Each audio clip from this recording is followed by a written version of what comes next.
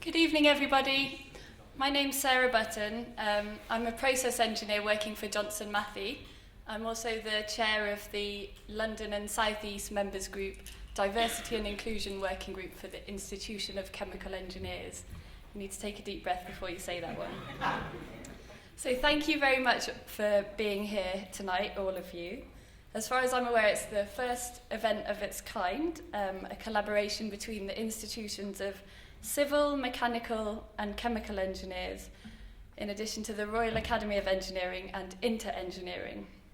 So a quick safety note, we are not expecting a fire drill this evening, so if you do hear a fire alarm, then the fire exit is over there. So if you make your way out, turn right when you come out, and then the meeting point is in Parliament Square. So without further ado, I'm going to introduce the panel. So our chair for this evening is Dr. Mark McBride-Wright. He's also a member of the Diversity and Inclusion Working Group, and he's a safety engineer at KBR. He's been active in promoting LGBT inclusion in engineering, and he's the co-founder of InterEngineering, a network which connects, informs and empowers LGBT engineers and their supporters. In June this year, Mark featured on the front page of the Chemical Engineer magazine, having authored a key article on the challenges of being gay in engineering and the steps engineering firms must take to improve diversity and inclusion. He was also ranked at number 2 in the Financial Times 2015 Top 30 Future LGBT Leaders just a few weeks ago. Fantastic achievement. So then going from your left to right on the panel, we've got Peter Gracey. Peter's a chartered engineer. He started his career as a Royal Navy submarine weapons engineer officer, and he's since worked in railway signalling. He's currently at Bechtel, working on the Crossrail surface works. He's a commander in the Royal Navy Reserve and the commanding officer of HMS Forward.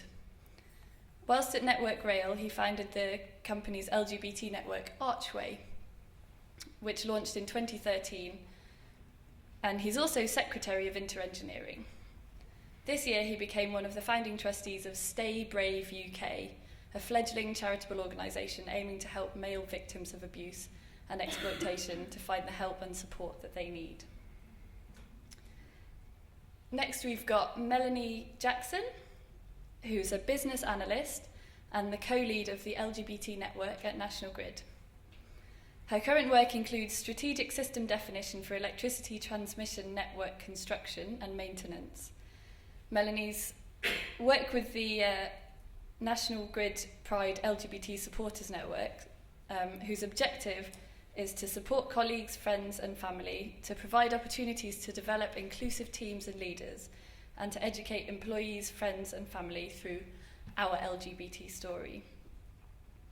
Next we've got David Johnson, who's the Chief Executive of the Social Mobility Foundation, a charity which helps young people from low-income backgrounds enter universities and top professions through programmes of mentoring, internships, university application support and skills development.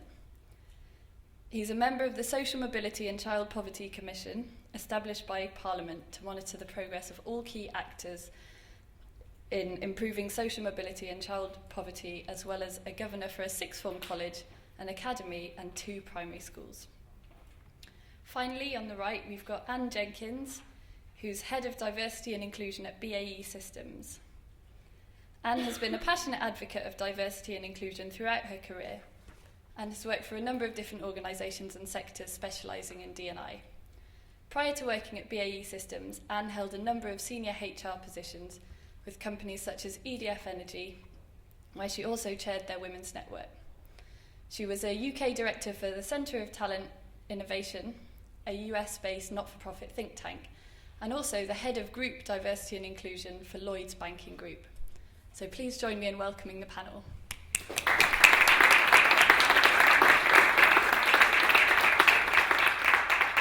Thanks for that, Sarah, and thank you to everyone for coming along.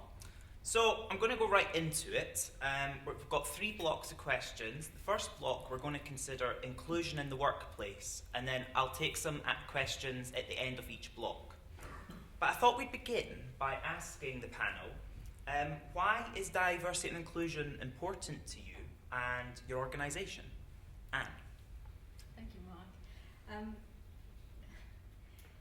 I'm quite pleased to say at the moment within BA Systems we don't have to spend a lot of time talking about the business case anymore. I think it seems to be understood that actually with the world of work that's changing around us, the needs of our customers constantly changing. Actually, the more perspectives, lenses and views that we can get on the problems that we're facing and the challenges that we have ahead, the better it is for BA Systems. We held a WebEx a couple of weeks ago with our CEO Ian King talking about why diversity and inclusion is good for the business to an international audience. And we had some great examples there from employees talking about things that were happening in KSA, in USA and within Australia. Great examples of bringing things to life that have made a difference to the company actually. So I think we're seeing a real understanding of this, the fact that this is a business issue, this does make a difference, and that actually it's more than it's much more than the numbers. It's about the culture that we have in the organisation as well, and how we bring the best out of people. David? I have a pretty short answer, which is talent. That not all talent is concentrated in one particular category. I think there's all sorts of fairness arguments about it, but the fundamental one is that talent is distributed all over the country in all different types of people, and if we're going to do the things we should as a society, want to harness all of it. Great. Melanie? I think it's important, particularly in my organisation, as we've got as you say, David, a talent challenge. We've got the majority of our workforce who are within a decade of retirement, and we've got a new intake of talent, and it's really finding a way for the two generations to talk to each other and to do things they've never done before. We're challenged to do things as business we've never done. We've got new energy challenges. We're charged with keeping the lights on. And it really it's going to be seen as the key enabler of performance. We're challenged to do. We've never been challenged to perform in the way we've been challenged to recently. And it's the case of if we've done what we've always done, we'll always get what we always get, and it won't enable us to do what we have to do. So we're getting new ideas from being challenged from new intakes, new talent and new perspectives that we've not had before. We're getting better outcomes from that wider contribution. Okay. Peter? Well, picking up on what Anne, David and Melanie have said, it's about the business case. It makes sense to do it. It means you can recruit from areas of talent that you perhaps haven't done in the past. But it also means you can keep your own staff engaged and happy. If you can be yourself and bring your whole self to work, you give more to your job. If you're not worrying about what your employer or your colleagues might think of you, your orientation, your hidden disability, you can be yourself, you can do your job, you can do a better job. And the other thing is that diverse teams perform better. They feed off each other. Teams of like-minded people think the same, and they're not very innovative. Okay. So, Anne, how do you engage with the majority groups in your firm? So, people are part of minority groups for a reason, within engineering in particular. So how do you engage with the people who represent the majority of the workforce to get them on your side?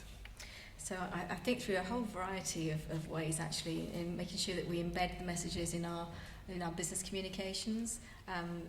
This week, by linking in with specific initiatives. So this week, when we're in my No Bystanders badge, is Anti-Bullying Week, and we're launching No Bystanders within the organisation this week. And it's about understanding that everybody has a role to play in creating the right kind of culture within the organisation, and everyone has a responsibility for that. So that's not just, obviously, it's not just people in the minority groups, that's very much focused at the large majority. It's making sure that our senior leaders are saying the right things and are walking the talk as well. And it's for us that, you know, a huge focus on inclusive culture, and that's everybody. Everybody has a part to play in that. Now, when we talk about hidden minorities, they're hidden by definition. So there's been a lot of work in LGBT. More needs to be done in engineering. But what about other hidden minorities like neurodiversity? Melanie? It's a good area that we're actually tackling a national grid. We've set up the employability scheme, which is getting people who've not had a chance of work, who've come with from a wide variety of backgrounds, who are visually impaired, who have learning disabilities. And for my own team, we've got someone who is our intranet designer, and he's visually impaired. And I think we've got one of the best intranet sites in the company.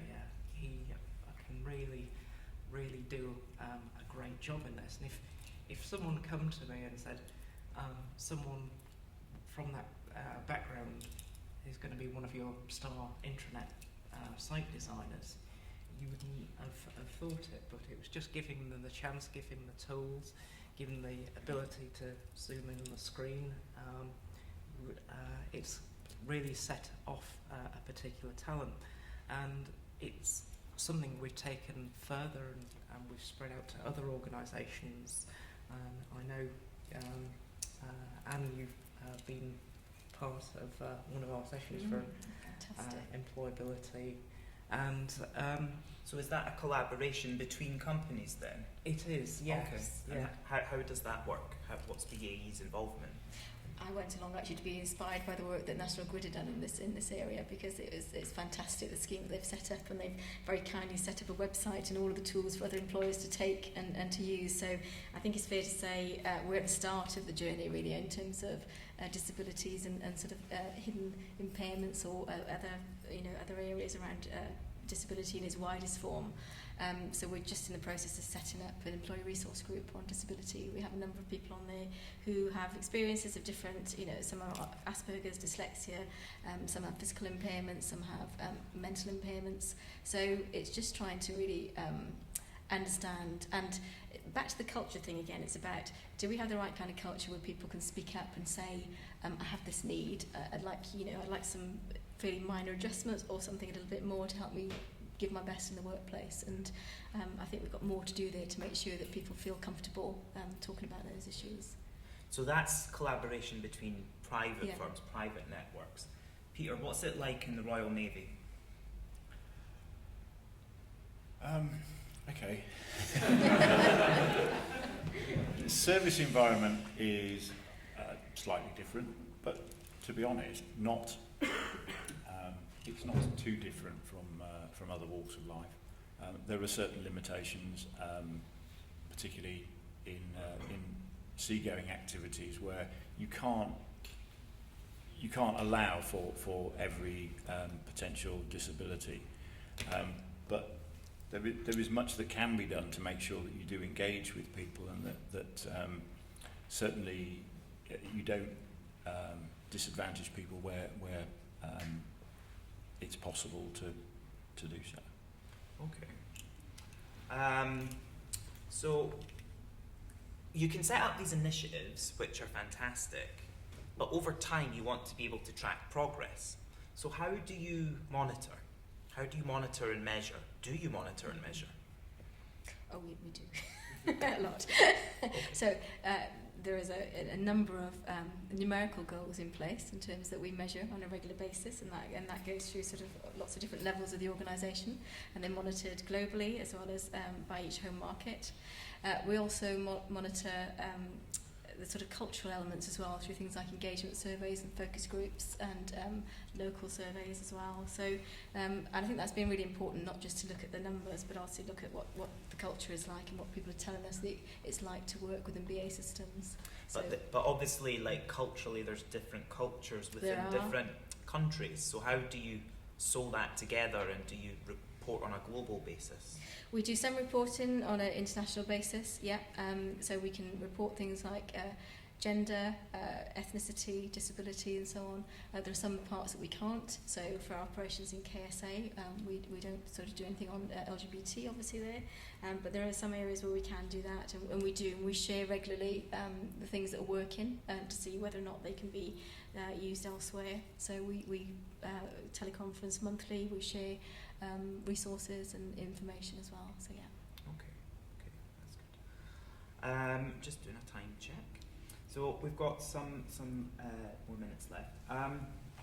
So what challenges are there in setting up groups? So I'm trying to set up a group myself in my own organisation, and we're on a journey. We're at the start of our journey, and different firms are at different bits on that journey. We've had an example of employability helping collaborate, but I'd just be keen to know, when you were on the starts of your journeys in your firms, how did you get the engine going, so to speak? I can say that I've been involved with the founding of my network in 2007. So the inclusion and diversity delivery has been on the journey since 2010. Since 2005. So we've done 10 years of this, and we've been part of it as an LGBT network for 8 of those years. And I'd say, yes, it has peaks, yes, it has troughs, but I think when the business starts to learn the value that it brings to the business, and when you start also to challenge the business back after setting up the network and saying, what aspects are you taking ownership of, and saying, we know you've got those targets, how do we help you? You can build some quite useful collaborations. For example, we've got a duty to serve the people of London with their gas supply. So we have the North London business sponsoring our entry to London Pride, and I've had the chance to present what we do as a network to different field force leads as well, and it's getting them to understand that it's a means of giving them tools of leading their teams better, and understanding the win-wins. I think it's a journey getting there to understand what value the groups have for the business. Okay. Something I thought I just had was, we talk about diversity and inclusions in the private sector and in actual working environment, but what's it like at the academy that you're 2 academies I think you're governor of, or you're affiliated with, David? So how do we embed D&I at the sort of school kid level? Well, I think it's. I think the thing I was thinking about make a broader public sector point, which is that it has more to do. I think that often we assume that the public sector will be ahead on this. You know, the bad private sector organisations don't get this stuff, they don't care, but good public sector ones do, and actually far from it. And I mean, the world that I spend most of my time in, if you like, social mobility, the real issues with public sector organisations and who gets into them and how people progress and what have you. I think the thing for me, to your academy point and the public sector and all of this area, is the overlaps in these things. That actually you don't tend to have just discrete groups and we do this and this will assist that group. You know, our criteria is based around being low income. But in London, that's a very high proportion of people who are from ethnic minorities. It's a very high proportion of people who are female. There will be people who are gay within that group. It's not something we record. It's not.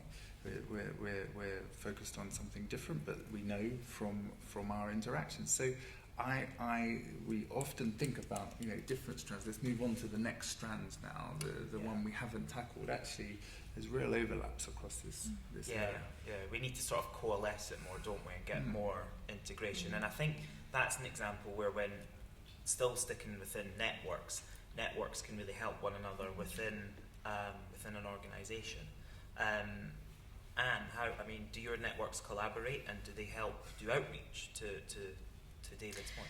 So again, VA system is fairly new in terms of having UK-wide networks. So we have networks in different international markets. In the UK, so I joined VA Systems 12 months ago, just over, and there weren't really any sort of UK-wide networks. So we've been busy sort of setting those up and getting those in place over the last 12 months. But in previous companies I've worked with, absolutely yes, EDF and in Lloyd's, we had network coalitions. We met regularly, the chairs of the network, to share experiences, because quite often what was an issue for one network was very much similar to others. You know, the solutions were very similar, and actually I think that sharing was really important, because sometimes something like the BAME network might have done something that worked really well that actually could just well work for the gender balance network or the disability network. Just one very quick thing on this. There was a survey done by, I think it was done by the Judicial Appointments Commission, but by the Judicial Diversity Group, to look at who became judges and why. Why weren't other people becoming judges? And it was exactly the sort of stuff that we would see with people at 16, 17. Becoming a judge is not for people like me. Now bear in mind, these are senior partners at their firms. Becoming a judge is not for people like me. I don't know how you do it. I don't have the connections. Some people get mentored and other people don't. You know, so many of the things are quite common at every stage, at every barrier you're trying to break. I'm not saying they're the same at all, but there are very strong overlaps between them. Yeah, that's a good point. Common barriers at any level of your career, maybe. All right. I think we've got time for some questions, actually. I might open it up to the floor now. So I think we've got a microphone that can come around the room. So I'll take a couple of questions maybe, and then we can answer them, if anyone has any.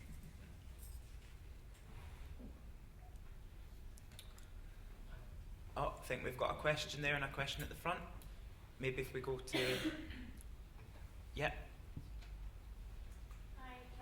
From WSP Parsons Brinkhoff. I sit on the IC Council, and it's really nice to see that there's actually something happening in this area, which actually is pushing for collaboration across the institutions.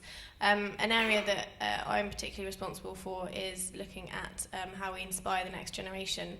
And as you've been saying, I don't see it as standing in isolation from issues such as diversity. So I guess really my question for you would be, how do we approach inspiration, not just retention of those in terms of inclusive engineering within the industry, but how are we targeting and inspiring the next generation to be inclusive already when they join the workforce?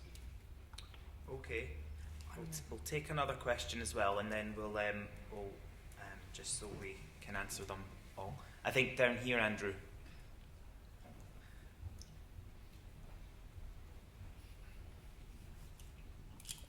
I think it picks up on the same point, which is essentially, I think I read a new stat that was, people who are out at university, when they go into the workplace, they actually go back into the closet. It's about 60 to 70% of out LGBT individuals then go back into the closet in the workplace.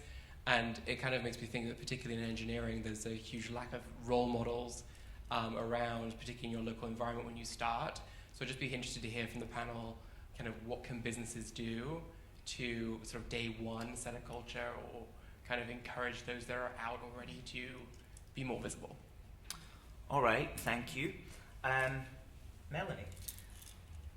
It's actually, we've done work in both of those areas, in inspiring a generation of engineers and getting people from backgrounds who wouldn't consider being engineering.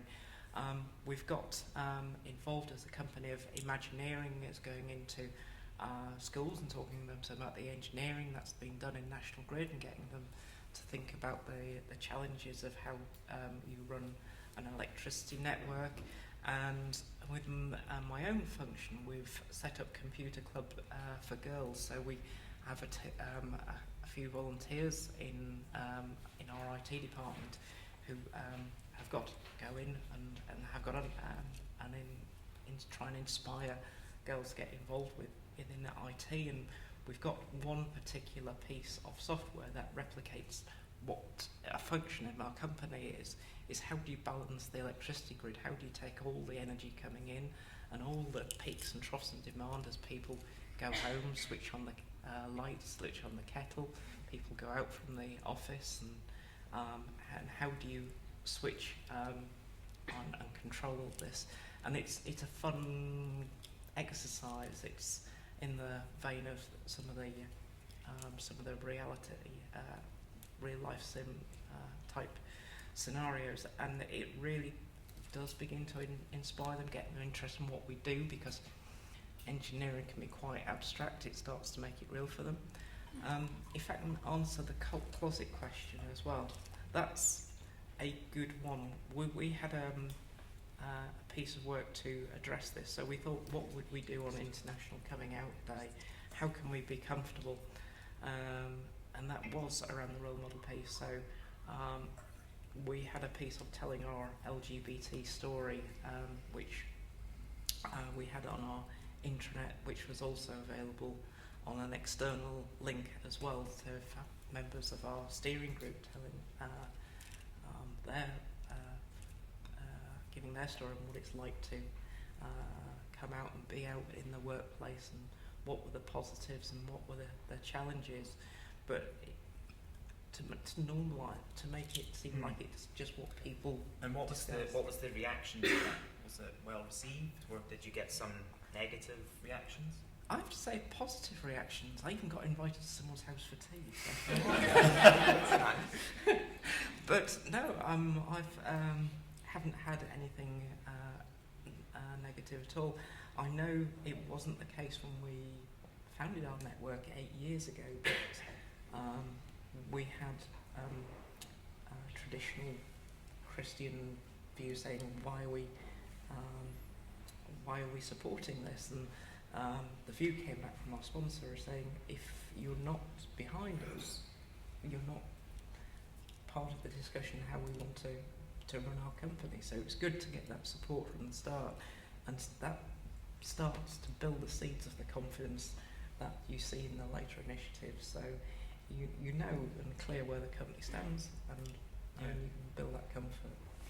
And Pete, you need to create the right environment, and I experienced that myself in that I didn't come out until 6 years ago when I was working for Transport for London.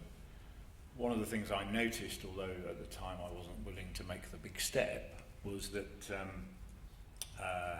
on my induction day, I think it was the second or third slide of the corporate induction, TfL were very proud of their staff networks. They had 7. They're now more than 10 years old. And they made a big thing particularly about being, I think at the time they were in the top 10 of the Stonewall Workplace Equality Index. And it was something about having senior role models within the organisation, having role models at all levels within the organisation, being able to see that there were those who were openly out and it wasn't an issue. They were getting on with life and work and everything was fine. It created that right atmosphere, and there were, the conversation was there as well. It felt comfortable. So whilst it was a big step, it made it a lot easier for me. So having that network group helped you. When I then moved from Transport for London to Network Rail, I sort of forgot the fact that I should have asked the question of Network Rail, who I'd worked for previously, do you have a staff network?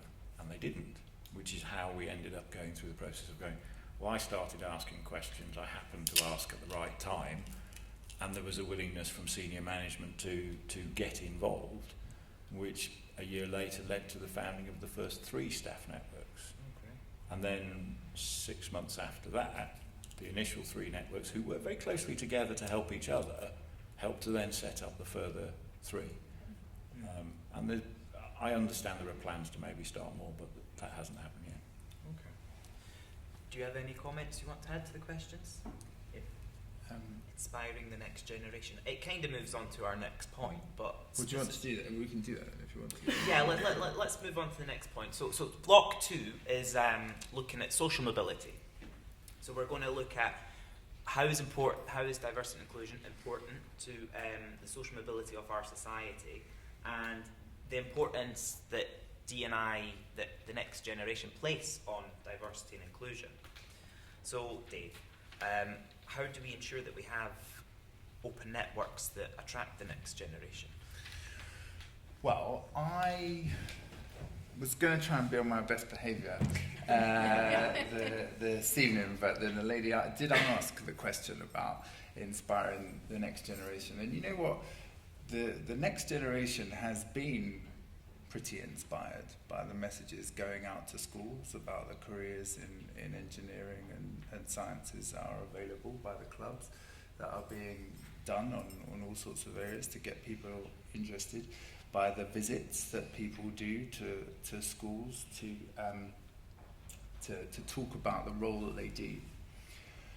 But when it comes to bringing that generation into the workplace, when it comes to work experience and things like that, if you don't have relatives and connections within that profession, this is one of the worst.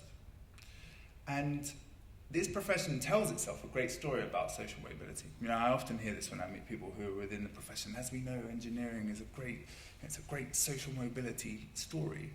Now, is that backed by the evidence? Because a lot of the data that's collected doesn't look at social mobility data. And if you compare some of the initiatives that happen, and you look at, as I say, we work across 11 professions.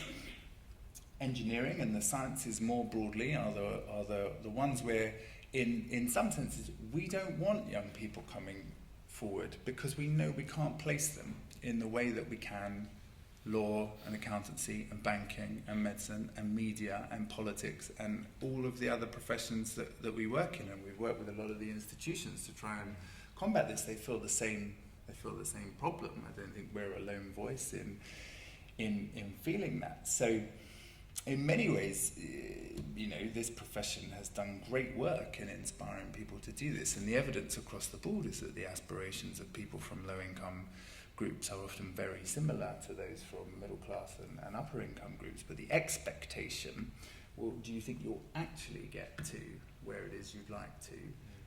That's where the big gulf is, and I'm really tired of hearing engineering CEOs say there aren't enough young people that want to do this. You know, that our only problem is young people don't study the right subjects, they don't want to do these things.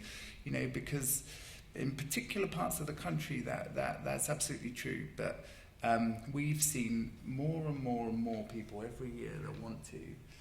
We just can't get the same buy-in from the employers. So your Social Mobility Foundation do a fantastic job, and I've actually been at an SMF event, and one of the key take-homes that I had from it was, next time you're in your business and you hear someone say, oh, I got this, 1 week shadowing placement for my neighbour's son or daughter, or for my niece or nephew or grandson, etc. Think about, is there someone in a school or an underperforming school near you that those kids might not have access to that resource, to that pool of people who know, and then invite them in. Can you take on 2 people at once rather than just the one? What are BAE systems doing in this space? So I hear what David's saying. I mean, I have to say that we are really active in this piece. I think because we're not London centric, we do have a lot of large parts of our organisation in the northwest and in Scotland. We're one of the founding members of Movement to Work, so we offer a lot of places for people from underprivileged backgrounds and low-income backgrounds in the sort of 16 to 24 age bracket. We this year took on over 800 apprentices, so our sort of ratio of apprentices to graduates is changing, so over 800 apprentices to about 350 graduates. We offer about 400 work experience places a year. We took on 100 people, I think, through Movement to Work this year, of which 54 went on to gain employment either with BAE Systems or with other companies. So we've got about 300 STEM ambassadors, and we engage with schools, primary schools, in all of the locations and where we work. So Barry and Finesse, where we've also finance around 80 teacher placements in places like Glasgow and Barrow-in-Furness and Lancashire and so on. So we do a lot. We're very we do recognise that this is an issue that we have a part to play in, and try to do what we can on that. So I guess what I'm hearing is engineering does have an image problem, or at which we need to try and overcome. I mean, do you believe that it's Russell Group universities that will always be an organisation's first choice when recruiting talent? And how can we go about alleviating these skills in our industries or overcoming this mindset? I don't think they'll necessarily always be the first choice, and I think, again, if you look at sort of other professional services, law and accountancy and so on, they're experimenting with all sorts of things like university blind application forms, or entirely education blind and personal detail blind forms, and places like the Spectator, like the Telegraph, are doing these kinds of things. So you do look at other organisations and think, well, why is it that you still hold to that? I don't think engineering has ever been as bad as some, say, law firms in how they approach university selection. But I think when it comes to university selection, half the people who get top grades go to universities outside the Russell Group.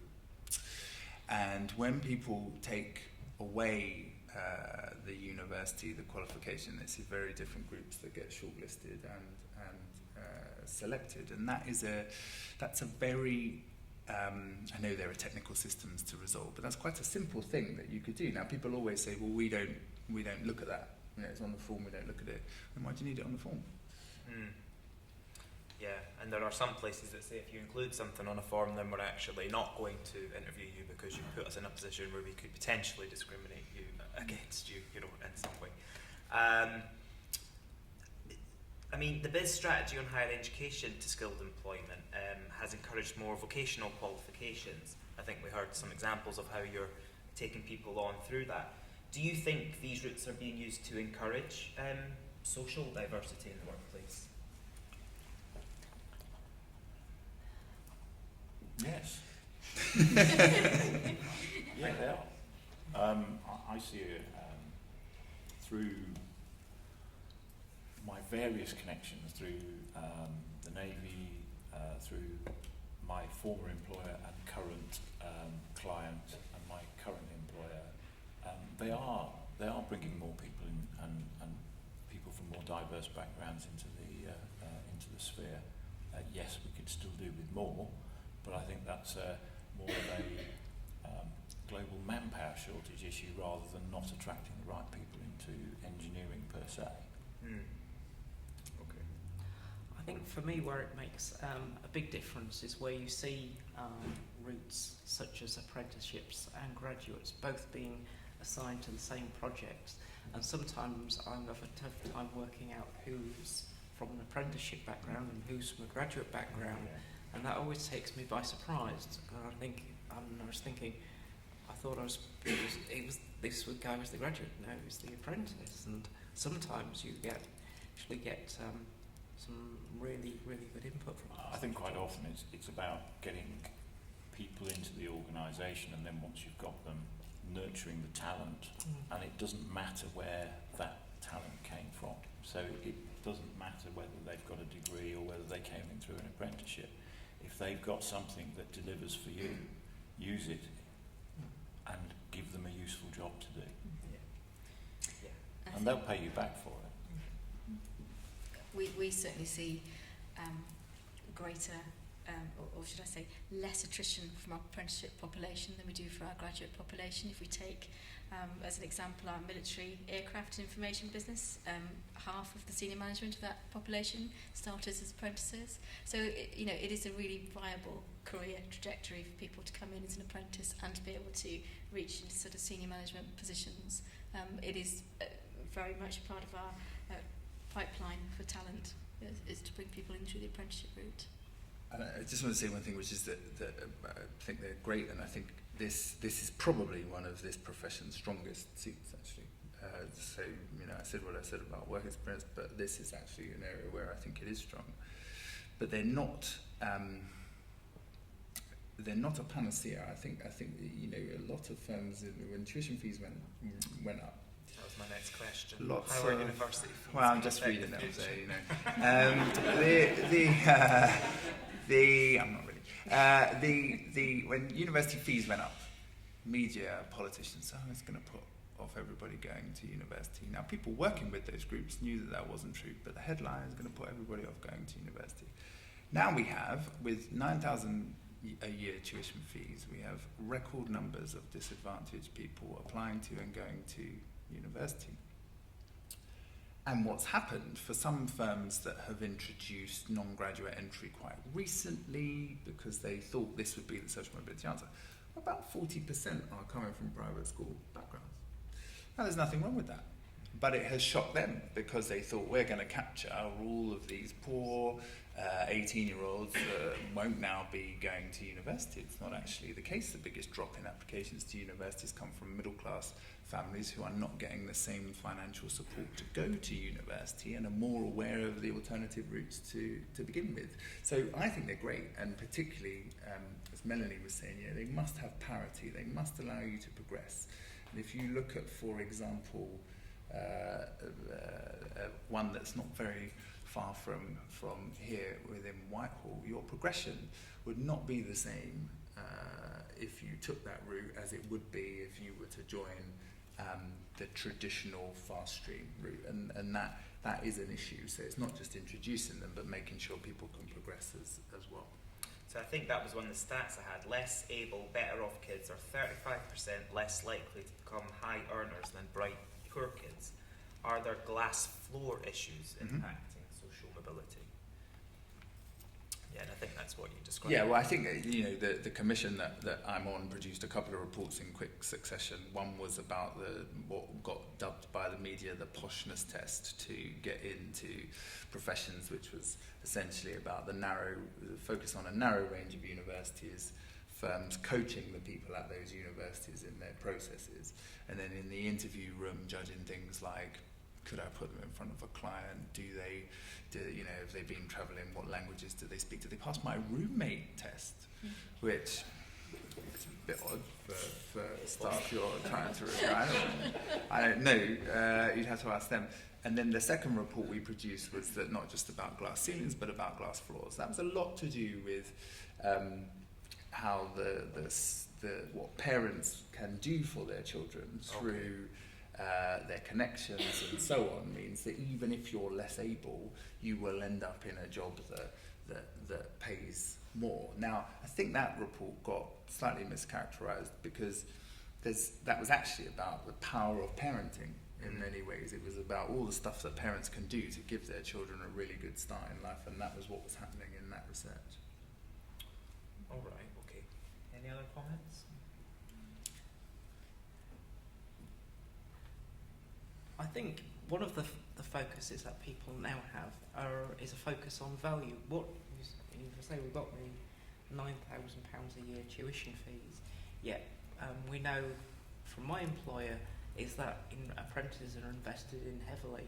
If you look at the value proposition of an apprenticeship and where that can give you, where it can take you as a secure, well-paid career versus a graduate position, which is a lot harder to get into, and as I say, you has a much higher turnover.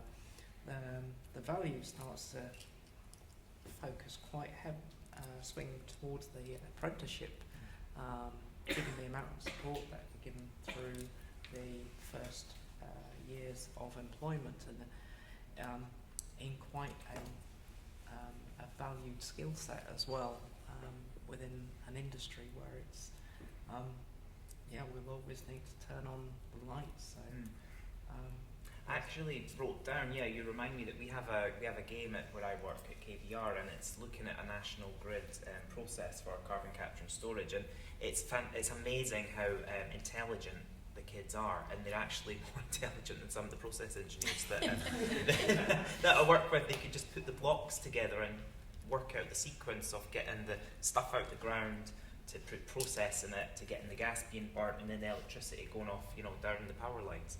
It's very interesting. I'm going to open up to the floor again now. if you have any questions on social mobility. Okay, we have a few. Take one at the back. Thank you very much for a really interesting discussion so far. I work for the House of Lords Science and Technology Select Committee, and diversity in science and engineering and technology is something we're really interested in, but lamentably, up until now, when we've spoken about diversity, we generally mean women. And I just wondered how you guys think a select committee inquiry could be framed in order to look across diversity in the sector in more general terms, broader terms. Okay. And we'll take the other one.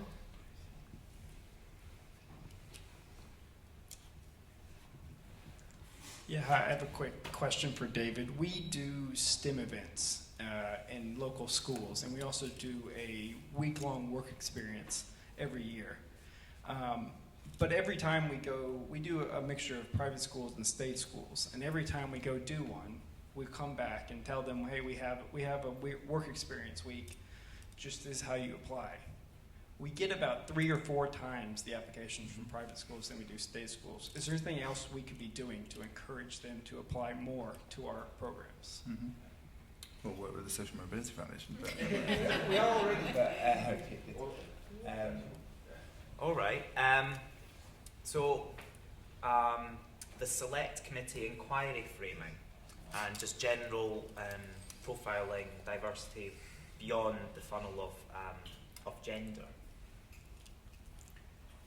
Big question. Anne? So I think you're right. I think certainly my experience has been both in this company and the previous company in the energy sector. Diversity was very heavily focused on gender, and I think that the understanding is becoming better now that actually if you want the business benefits of diversity, you have to be much broader in your thinking. And actually, if you don't want to turn off a large part of your workforce, you need to think much broader in terms of where you're going to get those skills from, how you're going to retain the diversity that you have in the organisation. So we've developed a 5-year sort of strategy and framework which looks at different elements. We don't take it necessarily by strand, but we look at things like our next generation, agile working, the inclusive culture, diverse teams, and looking at the pipeline. So I would be very happy to work with you on in terms of how that might work in terms of trying to frame it more broadly. And I guess we've been trying to sort of direct the conversation much more around, as I've talked about, the culture and how does it feel to work here. So no matter who you are, no matter what your background, you feel comfortable working for the company and you feel able to be yourself. There's a long way to go with that, as always. And the culture we talked about is always local. It's not necessarily just international. It's also within the silos and the geographies that we work as well. Even in the UK, you can have a different culture in the shipyards in Glasgow than perhaps we have in our land business in the Midlands, and different again in our submarines business in Barrow-in-Furness. So it's trying to get those messages across that it's much broader than being about gender. I agree. I think there's lots to be done on that in the engineering sector. Yeah, no, I agree. I have to say, and if there's one of the things that is a focus is it's often said what gets measured gets done, and there's a lot of reporting of stats for female employment at different levels. So this becomes a focus for action. I think there is a good focus which organisations such as Stonewall focus on monitoring, and if you're asked to explain that stat, and why do we think we've got that stat, you start to pick apart the actions that have resulted in that, and then you start to come with more meaningful ways of tackling equality, such as the name-blind recruitment processes. I think I've seen some good work from the House of Commons work on women and equalities for my own strand of transgender, and some of the stats aren't good, so it does lead you to ask, well, why are we getting those, and why do we make some of the, why do we seem to put barriers there we don't really have thought about why those barriers exist, but they seem to exist, and I think it's not until you're presented with the evidence you find out what the problem is, and then start to pick that apart from that different strand of society, and you get better outcomes, and you get more enthusiasm for the workforce to participate from those backgrounds. As regards the getting those to apply for your scheme for a different background, I think it starts with what we're talking about, going out and outreaching and mentoring those individuals. We're saying that a lot of the time the people who, regarding the parent report, they've been coached into coming to blind. I think with outreach programs for mentoring of school children, you start to build the art of the possible with them. I think it starts with outreach and changing that perception from that background for the people from those backgrounds.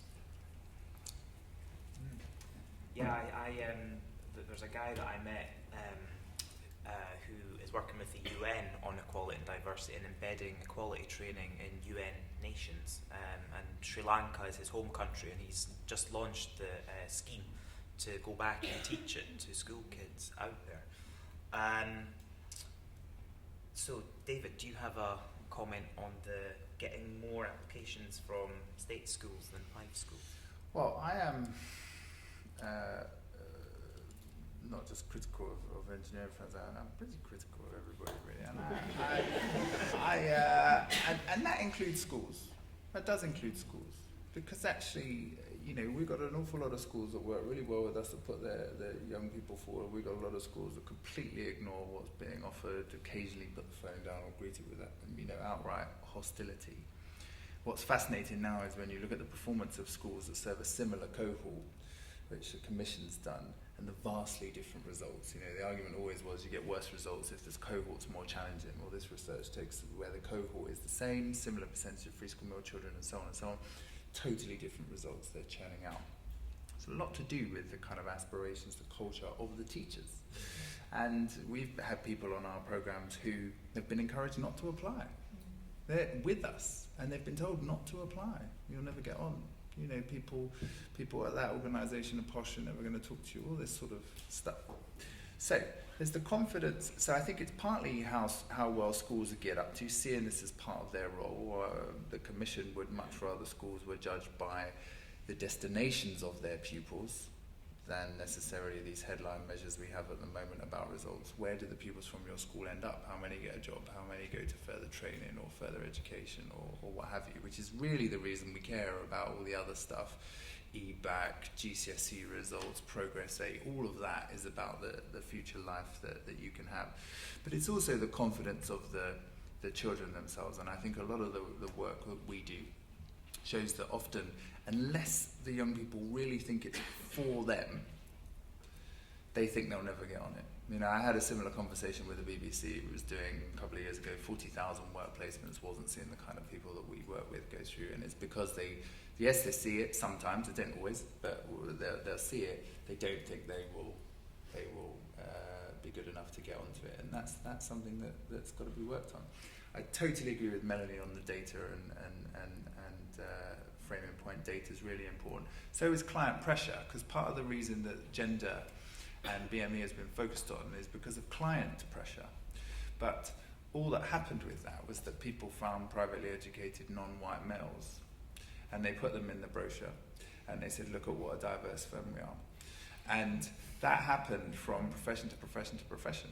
And it didn't really require the profession to change as much as some other strands of diversity require it to change.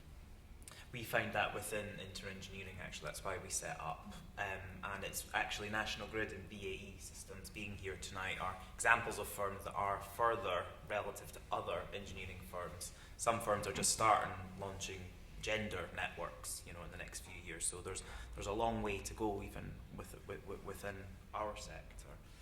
I think there's a difference in the way in which organisations treat the visible and the non-visible characteristics. So when looking at how a sector or a company is performing, should we not be looking at all of the, as a starting point, should we not be looking at all of the protected characteristics, not just the visible ones, not just LGBT because it happens to be popular at the moment, but everything, making sure that we are looking at all strands of diversity, including things like neurodiversity, where it's not visible, obvious necessarily,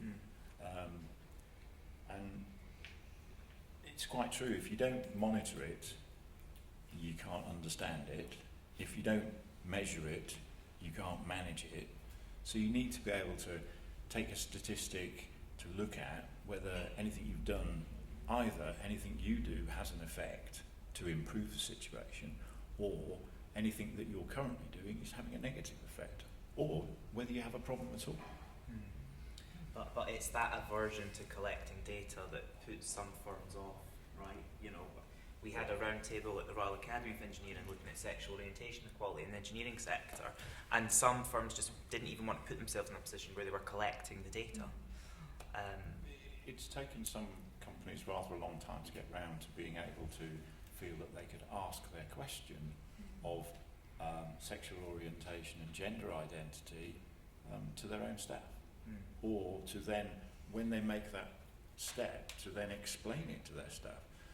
The sort of expectation is that it actually takes about 5 years for the figures to settle down, because initially the staff are very sceptical when such measures are brought in. They go, I'm gay, but I'm going to put straight because I'm not sure what you're using this information for. Over time, when they realise it isn't so that they can hunt you out and sack you, then they start to answer the question correctly. But it takes quite a lot to explain that to your own workforce. Yeah, it does. Okay, let's time check. Yep, okay, we're on time. So, block 3, role of individuals, companies, and institutes. What sort of support? So actually, we're represented on the panel here by large major corporations and charities. What sort of support can large firms offer small, medium enterprises, and also vice versa? Because there's probably some lessons that small firms can teach big firms. I think it's interesting actually, because I think there are lots of partnerships already that BA Systems have with lots of different companies, with charity sector companies. So we work with people like sort of Windsor Fellowship Trust, and they provide us with broader diversity of people coming into the organisation. We also work with other smaller companies as well, and I think what's interesting for us often is the challenge that we get from the smaller companies that are that much more agile, that can turn around things much more quickly than we can, and actually can be quite jealous sometimes at the way that the speed that they can move and the different initiatives that they can bring in and try. I think the other thing is that there's lots to learn from other sectors as well. So I think particularly if you look at financial services sector, the sort of legal sector, professional services sector, that have probably been at this for longer than the engineering sector has, and have tried things that haven't worked and have tried things that have worked, and we're in a sort of position now where we can understand which things do work and which things actually don't work so effectively. So I think there's a good example of that as well, where we can actually look around to say, okay, so what has worked over the last 20, 30 years, where the organisations have been at this for perhaps some years longer than the engineering sector. Yeah, definitely. I have to say it's an area where my own company performs very well in our US arm and not very well in the UK arm. And this in the US arm, we've got an objective to secure diversity of supply. So it's about working with smaller suppliers from people from diverse backgrounds. So going out and deliberately find women-only run engineering suppliers, etc., all from a variety of different backgrounds. And this is about secure, making sure we can keep consistency of supply as well by having a wide range of suppliers.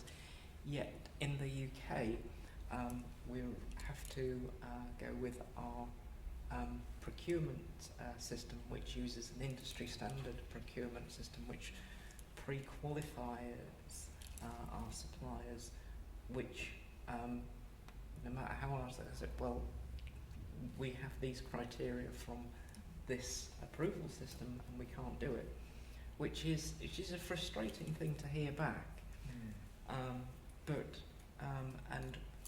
Whereas in the US we've gone out and met those suppliers and help them improve their quality and help them to deliver, we can't do that with our manufacturing and utilities pre-qualification system. So it's sometimes we've got structures that are there for good reasons, but do preclude us from doing what we can with small suppliers. Yes, we like to do go out and talk to companies from best practice, but that's on a more general point rather than actually working with them for commercial ends. I certainly think that's a way that we can get bigger changes through when primary suppliers, or consumers rather, of the engineering sector start cascading change through the supply chains. But one thing that comes up quite a lot actually as a sort of resistance to doing diversity and inclusion is positive discrimination. And there's a difference in the Equality Act between positive action and positive discrimination. So I was wondering if, as a D&I consultant, if you could maybe explain the differences. And I think it often comes up, and we have a women's career development course that one's running in a couple of weeks' time, and quite often you get the challenges back of where's the course for the men. And as you've said quite clearly within the Equality Act, there is provision in there to take positive action for areas where you are perhaps struggling to reach parity or reach equality. And so that's an example on gender, for example, where we can offer a women's only development course because we can show quite clearly in our figures that there is more to be done there. I think positive discrimination would go into if we said, okay, so all the women on that course, we will guarantee a promotion in the next 12 months. I mean, that's where it would tip the balance into discrimination. So I think it is one of those things you constantly find yourself explaining the difference, and I think people can sort of become a little bit defensive about it. And we find that often sometimes from the women themselves as well. They don't want to always be perhaps associated with something they feel is patronising to them, or they feel is tipping into positive discrimination, and you sort of sit and you look at the figures again and you say, well, actually, this is where we have the issue, we don't have the issue over there. But I think positive action is a really positive thing, and I think it's important though for employers to be able to explain why it is that we're doing those things and why it's needed to help people understand and to bring them with you. I'll just say that it's one of the things that we set up in our network. If you're a man, you can join the women's network, and if you want to stand on the committee, as long as you can prove you're a good advocate and can speak well and represent the case well and deliver good outcomes to the network, yes, you can do that. So saying, why can't you join? Yes, you can, so long as you do the job right. So we've got some great men in the company, are fantastic feminists. So, the co-lead for the LGBT network is a straight ally, and she does a fantastic job, and it is really getting, and it's gratifying to see that you can have someone who's not from your strand but really speaking up for the case as well. I don't think it's positive discrimination. I think it's levelling the playing field. But does anybody believe that we have so many institutions run by privately educated white men because that's how the talent is distributed? Or has there been discrimination going on in favour of particular groups in order to help people get into those positions, to get their foot into the door, to get mentored, to get the deal, and so on and so on? You know, we talk about positive discrimination when people want to level the playing field and say, actually, that's a really narrow selection of society at the top of that UK society, we say, oh, well, it must be, we must be lowering our standards then if we're going to have anybody else in. I don't buy the argument for a second. It's been a very powerful one to try and stop people doing what they're doing.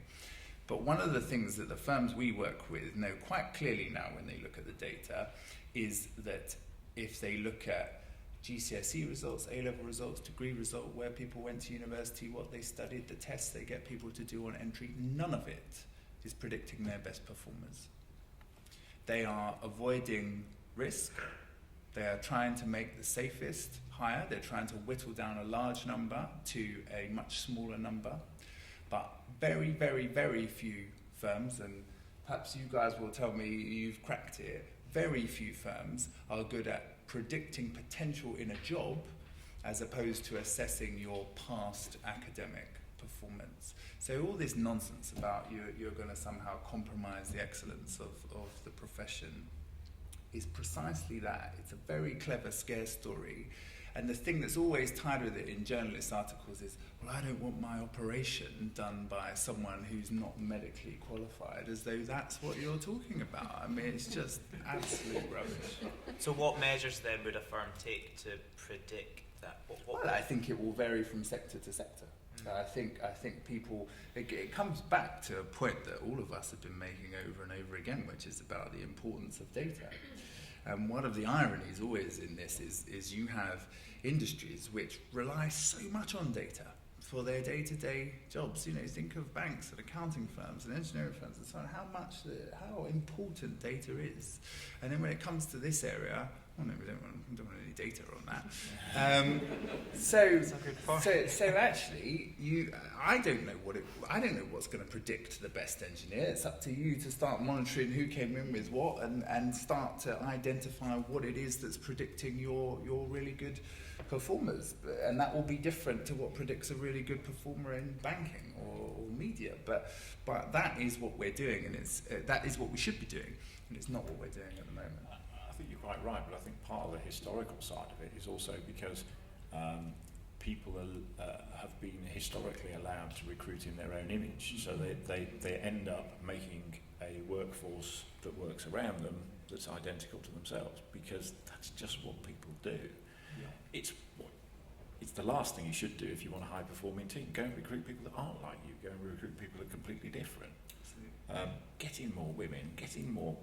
Just don't worry about what they look like, what they sound like. Yeah. Can they do the job? Yeah. And what you say at the end there, I think, is really important, because we've soft-soaked a lot of this by saying, let's give people unconscious bias training. Actually, a lot of it is conscious bias. A lot of it is conscious bias, because what you talk about, where people, what people look like, what they're wearing, you don't like that particular sort of accent, you don't think that she should brought that handbag to the interview. All this stuff we get told off the record.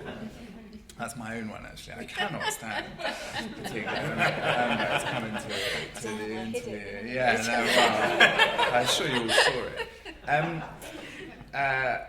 All of that is conscious. You're aware that's going on. That's different to not liking purple and somewhere thinking there's something you don't like about that person. It's a purple tie you don't realise. It's a very different thing. But you need to be able to react in the moment to when you're displaying your own biases, And I think that you have to be trained in that, or to get to that point. I think some of it can be quite subtle, and I think there are some real giveaway words and I'm just thinking over the years of the conversations I've had with recruiters and things around, I'm just not sure they're the right fit, or I'm not sure they would have gelled with the team, I'm just not sure that they would have been good for, and I think when you start to unpick that and you start to have the conversations, then that's really sometimes when they realise that their own biases have played a huge part of that, where they thought they were making the right decision for the fit for that particular team, for the teamwork, for the kind of camaraderie, but actually it was their own biases that play, and that can be quite subtle, and they can be very sort of deeply woven at times as well.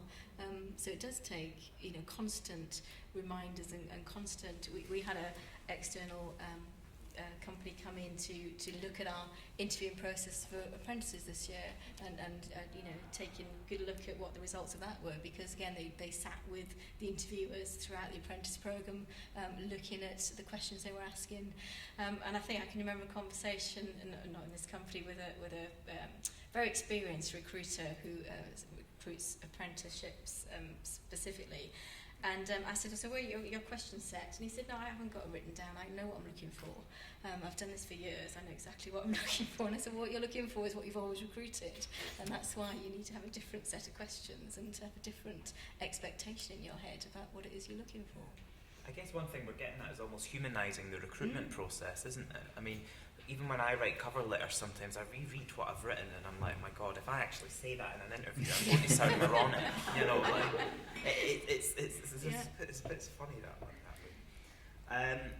Maybe we could think about some key take-homes for the audience, some action points for going away back to their organisations or their wherever they work or study. So if you were to give maybe a couple of points based on the topics that we've discussed, what would they be? Or maybe you can think about that and we'll take some questions from the floor. Can I tell you I have a ready-made one? Yeah, go for it. Because you know, you're going to tell us anyway, aren't you? Yeah, do this stuff a lot.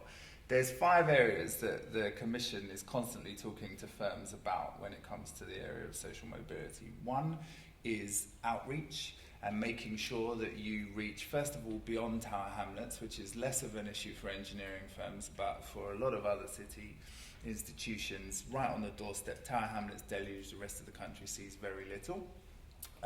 Making sure that it's properly evaluated and offers a pathway into your firm.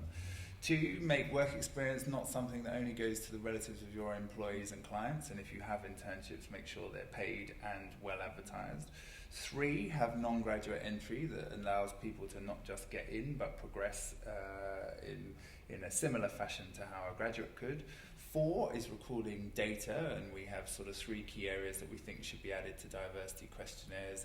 What type of school you went to, which breaks down between selective and non-selective, because the state school category hides huge overrepresentation of grammar schools, and modern day grammar schools have up to 5 times the number of people at them who are private prep schools as they do the most disadvantaged. So just calling it state school can hide a lot of the issues. Okay. Whether your parents went to university and whether you were eligible for things like free school meals, income support. People don't have to answer them, they can opt out, but you know, you add them to all the other questions you're already asking. And then the 5th is a whole set of selection processes from, if you're going to look at grades, put them in the context of the school that person went to, remove university name or names from the application form, widen the universities you go to, and in the interview room find a way that measures potential rather than past performance. Okay. Some questions? Okay, we're getting a few coming up now. So maybe we'll take these 3. Good evening, my name's Roger Dewar and I'm a member of the Institution of Civil Engineers, and it was only last month when I got a letter telling me or reminding me that I've been a member for 50 years. So that reminded me that I actually came out in 1966-ish, about the same time as I became a member here. But as was suggested earlier on, one came out and disappeared straight back into the closet for the next 50 years because you just didn't dare to come out as a gay civil engineer.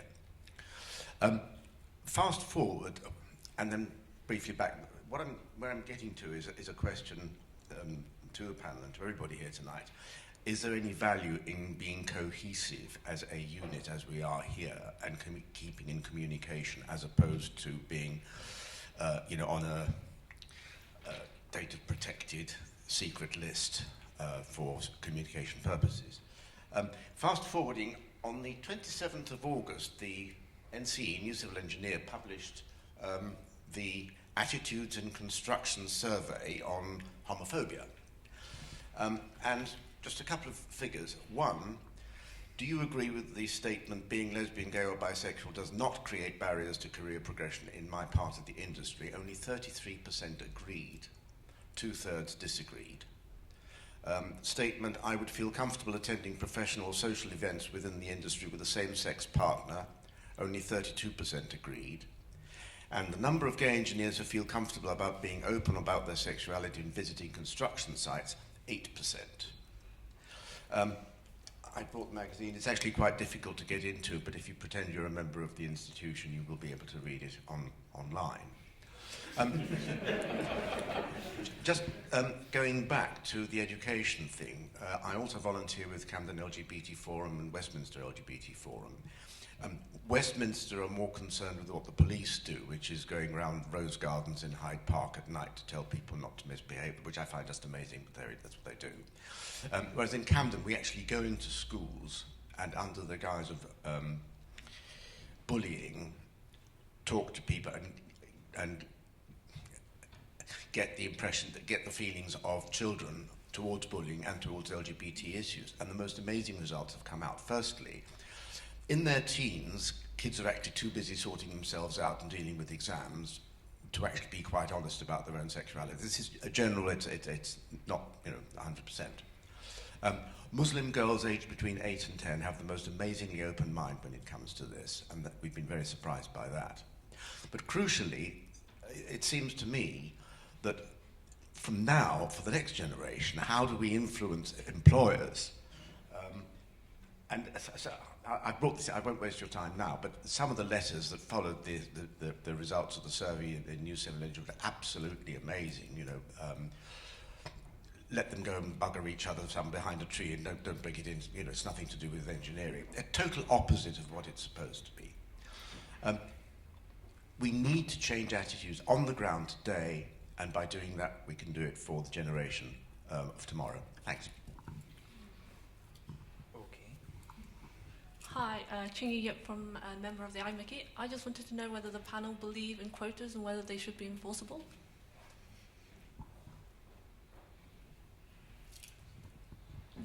Hi. The panel, you're great examples from employers that do quite a lot to promote diversity. Lots of employers do less or nothing. David, you mentioned that in the past clients have tried to drive change in this area and it didn't go very well. What more can clients do and how can they do it better? All right, we'll take one more and then we'll do a big suite of answers. Yeah, I am just about the quota, as the colleague said. When things don't go well in a company and they're talking about redundancies and making rid of people, are we ensured that the diversity is still, it's part of something that has to be taken into consideration? And when taking consideration of a diversity then goes into a positive discrimination then? So do you mean if a firm is in a moment of a reduction in force, exactly, like the oil and gas sector is yes, at the moment? Yes. Okay. Yes. Right. Why don't we start with that one actually, quotas. And are they a good thing? Are they a bad thing? Are they permissible? I think I don't agree with quotas, and I think that is where you stray into people feeling that people are not getting ahead on merit, and also put the people who were accepted by the quota in a difficult position as well. I think there is a much stronger case for saying that makes both the person and the organisation feel uncomfortable than I do what I consider levelling the playing field, which is just giving people the same opportunities as other people get. You just want to stick on quotas there, and then someone else might answer. Let's answer around the topics. Very similar view on quotas. It's incredibly tempting when you see the sort of figures that say it's going to take another sort of 60, 70 years to reach parity on gender, never mind other areas around diversity. Then it's incredibly tempting to think, quotas will fix this. But I think, as David's already said, it does put people in a very difficult position. It's very easy to run the argument of course that person's only in that role because of quotas. And I know a lot of people it is a difficult subject, but I think on the whole, I'm really for quotas now. It goes back to the positive action or positive discrimination. It's okay to measure, it's okay to monitor, and it's okay to do the right things to level the playing field, but it's not right to have quotas. I think it's okay to ask the question, why doesn't the population we've got in the organisation look like the general population? That's an okay question, and to dig up the reasons beneath that, but everyone should be there on the merit of how they get there. But I guess the fourth question kind of flips that then on its head, doesn't it? Such that when they're ranking, a firm might be ranking those that are about to be asked to leave a firm potentially or put at risk in their role. Does diversity and inclusion get considered then? I never thought about that. Well, it shouldn't be directly considered, because it shouldn't be a reason to either let somebody go or keep somebody.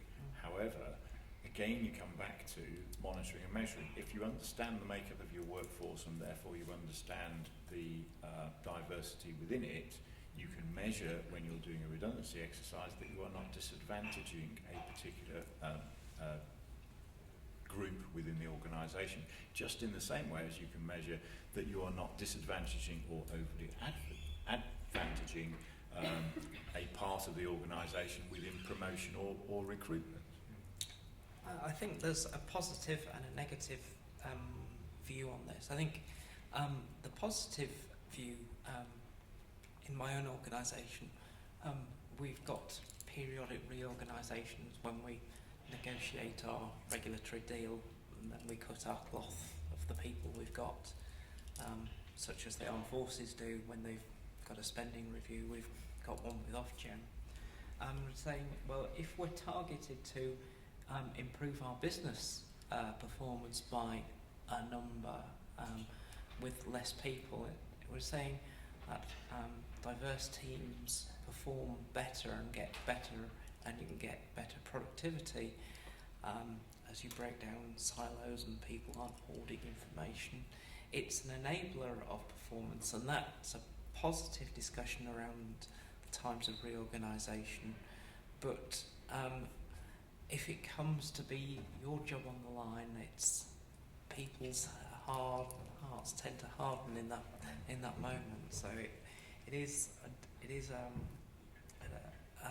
a double-edged sword at the time it happens. I've often found in those situations you actually end up losing the people you want to keep. Yeah. Because they're the more employable, and they'll take the redundancy and they'll go. Can I just, Mark, is it possible? I'd just be interested to get a view from people tonight on the quota question, actually, just give a bit of a, just a bit of a raise of hands potentially about those who are for or against quotas. So is it possible to do a bit of a, those that are for quotas, think that quotas are a good idea? There we go, we don't need to do against it. Or maybe we haven't decided. Did we do because the whole panel said no, and then you're saying to people, what do you think? It's a biased question. I mean, it depends. At certain moments in time, the quota can be... If you could just use the microphone so it gets picked up. At certain moments in time, a quota might be the only way to break a situation that's been the same for forever. And it doesn't have to be forever. The quota doesn't have to be there forever. It's a tool that shouldn't be discounted, is what I'm saying. Okay, so you've got to make that judgment. But just don't discount it. I know how the discussion goes in my own organisation, where each director or head of a business unit is given figures of leavers and people who are going, being hired in every particular diversity strand, and they're asked to explain it. Why are we losing so many women, or why are we gaining so many younger people? And that, I think, when they're asked to do it at that level, I think it's a very useful way, because it challenges them to think about how they're running their particular units. Okay. What can clients do more of? Maybe we can factor that into one of the recommendations, that point. I just wanted to pick up on Roger's point about the new civil engineer. an MP actually got in touch with InterEngineering about a month ago on this after picking that up, and we actually got the full list of comments that accompanied that survey from the Architects Journal who did it. Anyway, we're now at a point where we've written a report, and he's backing it as a member of Parliament, and we're looking at submitting it to the government, and then perhaps getting some action towards the end of this Parliament on a stronger commitment from engineering firms on diversity and inclusion, but specifically around LGBT. And so I can talk about that with you offline perhaps, but we'll be writing stuff about it on our website. Does anyone else have a point on that homophobia in engineering perhaps? How do you find it in your workplaces? It was one point I was going to pick up, and I'm actually quite heartened to see what the armed forces have done in this area. If we can say that the armed forces were very much in this space previously, and how they've really looked to address this, how they've got positive role models, how they've worked with Stonewall and become some of the most improved employer, but they've actively wanted to go on that journey.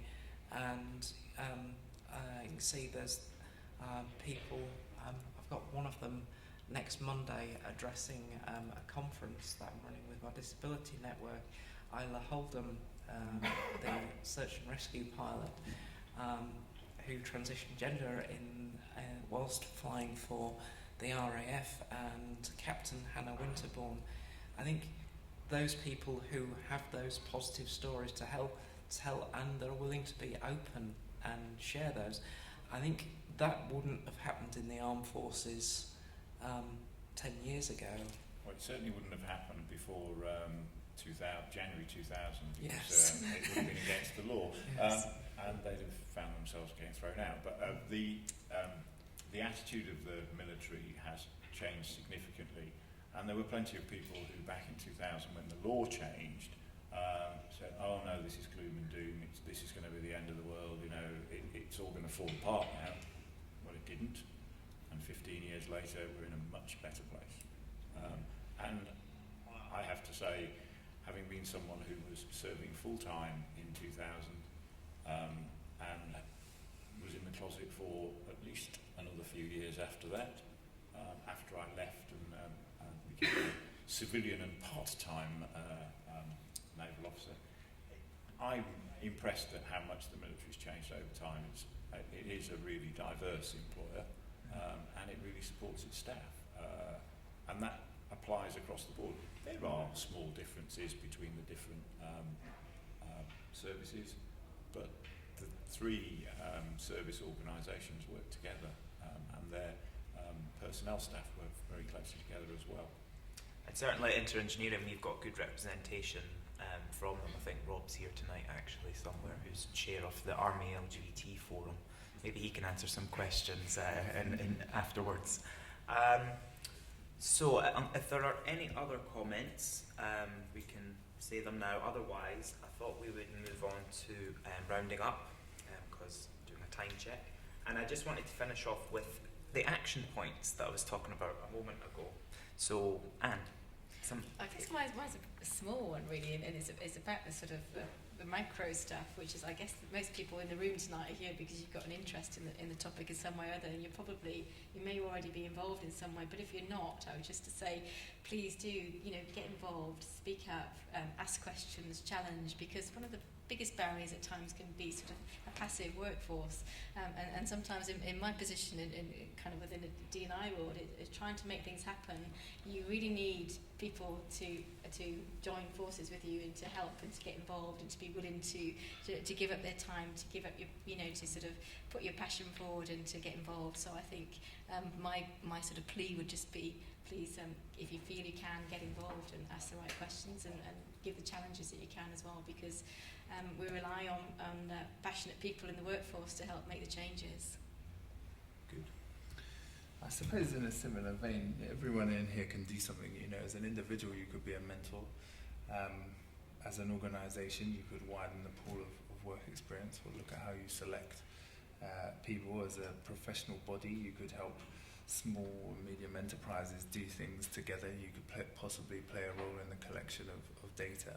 I think everybody could play a role in here, and I think there's an important motivational point because I am not an expert on LGBT diversity at all, but one of the interesting parallels for me, going back to where I started about the similarities, when we start working in firms, suddenly people pop their head up and say, do you know what, I was from that background when I was that age. I'm so pleased we're doing something on that.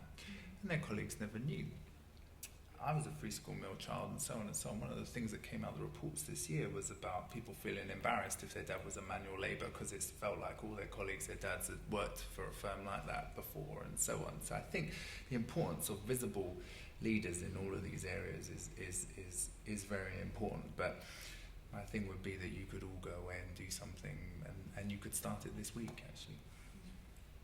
Yeah, I think that's the right thing to say, is ask the question. When my company was founding its networks, we said, well, we founded a women's network, a disability network, and an ethnic diversity network. Why not an LGBT network? And it was just asking the question, and then for the company to say, well, no reason at all, really. If you think you've got a need for it, we're happy to support you. I think it's realising that you can be a role model, you can be an agent for change in your organisation, and I think be positive and remain positive. I think if you take that away, what can seem impossible starts to become more possible. Okay. Yeah, I'd agree with that. Be a role model. Be involved. Whether it's getting involved in your company's outreach, your institution's outreach, or whether it's internally, changing the attitudes of those around you. If you're open and honest about who you are, where you came from and what you did, they hopefully will be open and honest about who they are, where they come from, what they bring to the party. And on a sort of a small note, if you work for a large engineering organisation, why not encourage them to support an organisation like InterEngineering? Okay. With that, I think we'll draw this I think evening. that's about 90% right. You just got the organisation name wrong at the end. That's fine. Well, it's about being authentic. Okay. Thank you. Sarah?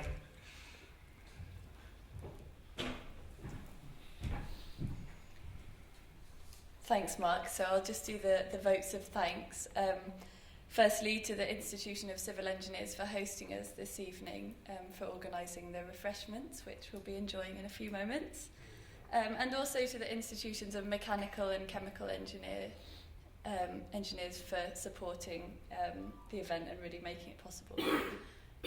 I'd also like to thank the panel members, of course, for giving up their evenings to be here and share some really valuable insights, which I hope will be taken away and hopefully applied at some of the organisations that are represented here tonight. Finally, I'd like to thank all of you for attending. I hope you've been inspired as much as I have, and I hope that you'll spread the word and take on board some of the advice that was given just at the end there. So I won't keep you from the drinks anymore. I can see they're being poured now, but perhaps a final round of applause for the panel.